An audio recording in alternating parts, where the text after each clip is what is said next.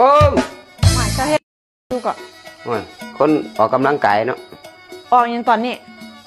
น้องมานี่นะน้องหิวข้าวน่ะพาไปตลาดน่ะน้องใส่นี่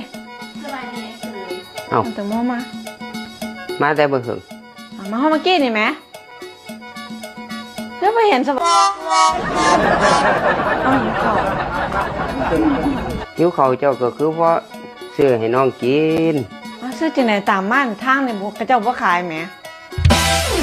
ตลาดมันแรงบ่เลยล่ะบ่ยากดอกเจ้าเมื่อยเจ้าก็นอนรถเดี๋ยวค่อยสิพาเข้าไปดอกหากิน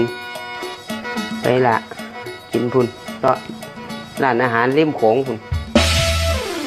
จ่ายอย่างนี้โขงเอ้าร้านอาหารไหมยังได้บรรยากาศอาหารยังแซ่บนี่ก็มีอยู่ไปยังไกลแหละว้ายมีแต่ร้านแยกแขกตำบักหุ่งหั่นย้ายอยู่ตามว้ายน้องมาทั้งเที่ยก็ให้เขา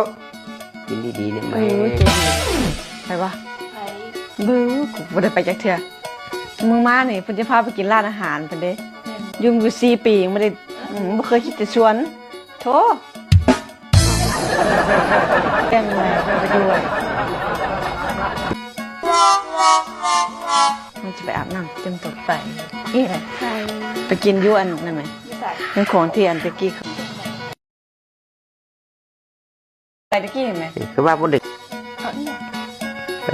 เอาไปใส่ไอ้เคยไปกินน้ำโขงพุ่นน้ำโขงกินบ่ได้น้ำโขงกินน้ำโขงไปนี่แหละ